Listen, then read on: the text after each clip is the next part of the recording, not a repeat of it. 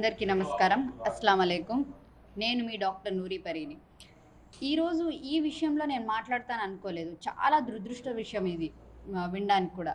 గీతాంజలి ఒక సాధారణ మహిళ. అసలు ఎవరు ఈవిడ గురించి ఎందుకు సోషల్ మీడియాలో ఈరోజు ఇన్ని చర్చలు జరుగుతున్నాయి?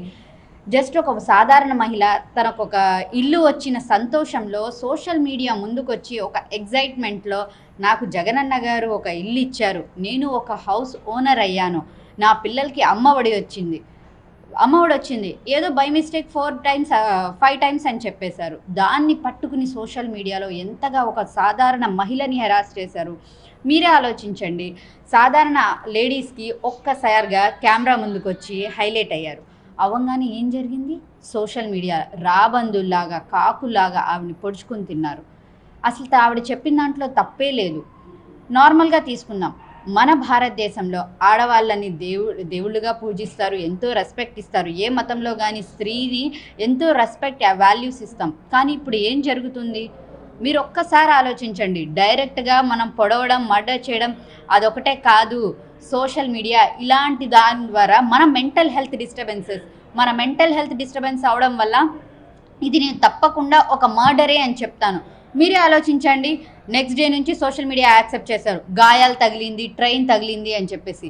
ట్రైన్ ఏమన్నా మన రోడ్డు మీద వెళ్ళే ఒక బస్సా, లారీనా? ఏదో ఆవిడ వెళ్తుంటే బై మిస్టేక్గా గాయాలు తగిలాయి అని చెప్పడానికి తను ఈ సోషల్ మీడియాలో వచ్చే ట్రోల్స్ తట్టుకోలేక ఆత్మహత్య చేసుకున్నారు. ఆత్మహత్య కాదు, it's completely a murder done by the political party social media people అంటాను నేను.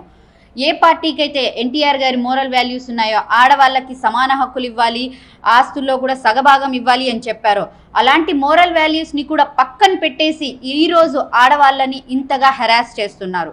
మనం ఎప్పుడూ చెప్పుకుంటూ ఉంటాం, గాంధీ గారు 12 దాటితే ఆడవాళ్ళు బయటికి వస్తేనే ఫ్రీడమ్ వచ్చిందని చెప్పారని.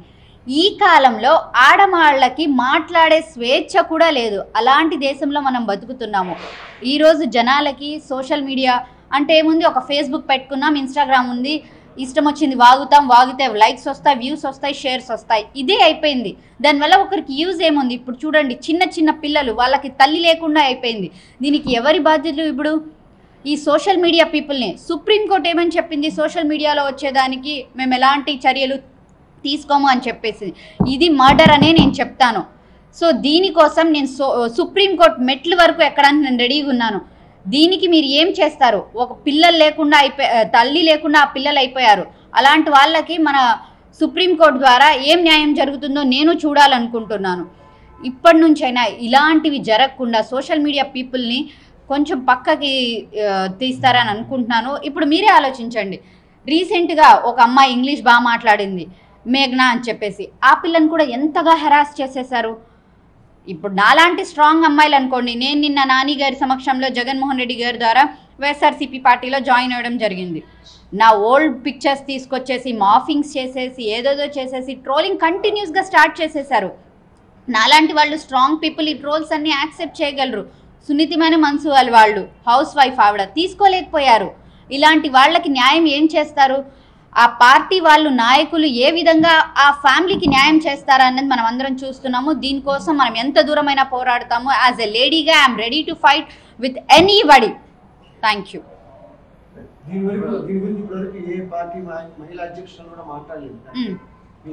ఏ పార్టీ అంటే ఇప్పుడు ఆ పార్టీ వాళ్ళు అయితే మాట్లాడరండి తప్పకుండా. ఎందుకంటే వాళ్ళ పార్టీ వాళ్ళు మిస్టేక్ చేశారు కాబట్టి ఇప్పుడు సైలెంట్గా అయిపోయి ఉంటారు.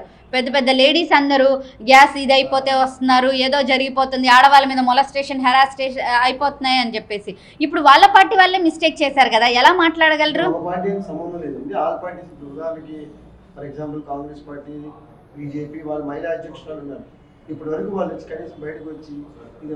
ఇప్పుడు బీజేపీ అంటున్నారు మీరు. బీజేపీ ఎందుకు మాట్లాడేది? టీడీపీతో పొత్తున్నప్పుడు బీజేపీ గురించి మాకు అందరికీ బాగా తెలుసు. వాళ్ళకి అనుకూలమైన వాటిలే మాట్లాడతారు.